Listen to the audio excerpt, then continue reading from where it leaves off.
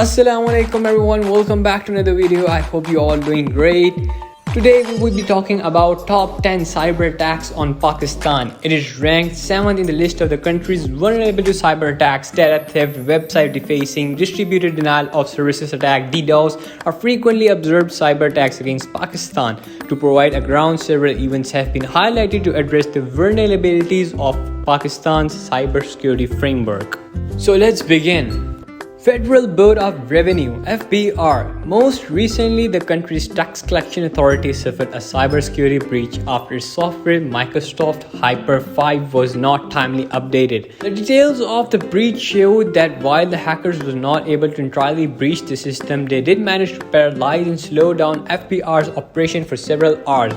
Along with obtaining possession of confidential data of taxpayers, the FBR data center was attacked and all the official websites operated by the tax machinery were brought down for more than 72 hours. Although the FBR restored its official website and its tax-related functions, hackers put the FBR's data on sale on a Russian platform for $30,000.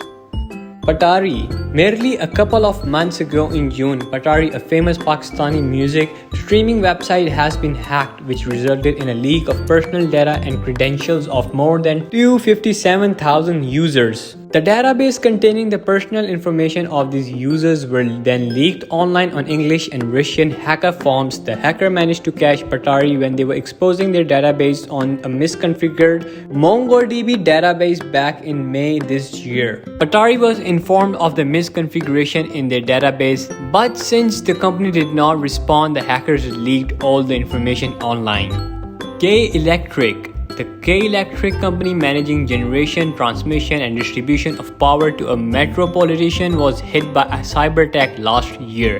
The attackers threatened the management to pay a ransom of $7 million, or they would leak the information of KE's customers on the dark web, including customers' name, address, CNIC, NTN's, credit cards and bank account details. Hackers could sell the data on the dark web, leaving millions of K Electric consumers vulnerable to online threats. When the KE did not give in to the hackers' demand, they dumped nearly 8.5 GB of the stolen data on the dark web, putting innumerable customers at risk. Meezan Bank. The banking sector has also been receiving end of such threats. Meezan Bank's database of 69,189 bank cards were put on a sale on the dark web in February 2019. The data breach cost the bank data worth $3.5 million. However, reportedly the bank's management was quick to respond and ask its customers to change the details, mainly the PIN codes, including other security measures to prevent from losses. The consumers were saved from financial losses, but the weakness of the bank system was exposed. Pakwheels, Pakistan's biggest automotive classified website, Pakwheels.com was hacked and the data over 600,000 registered accounts were compromised. The company informed its customer about the breach in their servers, which exposed the personal information of registered users, including names, emails, encrypted password, mobile numbers, and Facebook sessions through an email on December 26th. Pakwheels urged its users to change their account password to ensure security of their personal data. Bank Islami and other banks. In November 2018, Pakistan banking industry suffered a unique form of cyber attack. Data of almost all Pakistani banks were breached, affecting nearly 20,000 banking customers, causing sufficiently financial losses to the banks.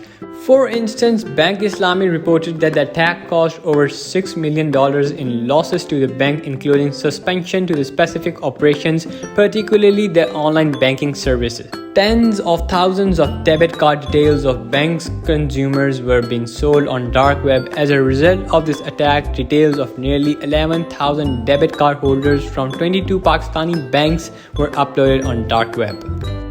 State Bank. Pakistan became a victim of a sustained DOS attack for the first time in 2008 when the State Bank of Pakistan services was frozen for 21 days. Former CIA contractor Edward Snowden in March 2013 revealed that Pakistan was amongst the countries most targeted for surveillance by US National Security Agency (NSA). In June 2017, Pakistan's Senate Committee on Foreign Affairs will also warn the government that Pakistan was a principal target of cyber espionage. Careem was hit by a cyber attack on January 14 this year. The company announced in a blog post and email to its users data of all the 14 million Careem customers and captains was stolen as a result of the attack. The information stolen included customers' name, email addresses, phone numbers, and trip data. The company did not specify about what's included in the trip data, but it's safe to assume that all trip history of the customers were part of it. The company in the blog post said that it has no evidence that credit card information were also stolen.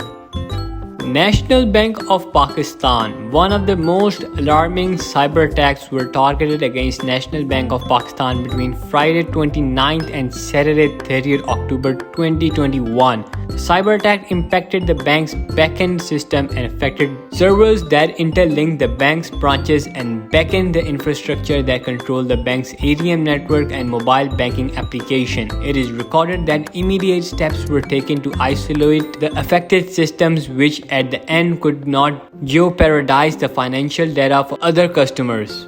However, it is essential to know that National Bank of Pakistan could not restore all affected services for at least 2 days to the detriment of customers and companies, leading to several pending transactions that temporarily stifled the economy. Audio leaks of Prime Minister's office. Dark web seller was found selling PM's office audio leaks on the platform. The post made by the seller included some juicy details about the audio files they were selling.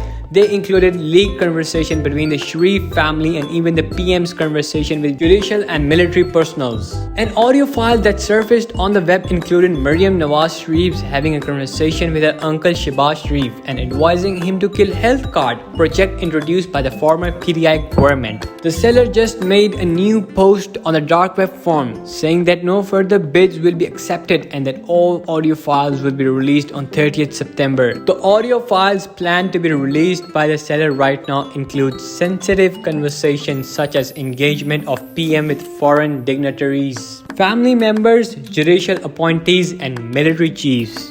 And this could make an immense loss for Pakistan.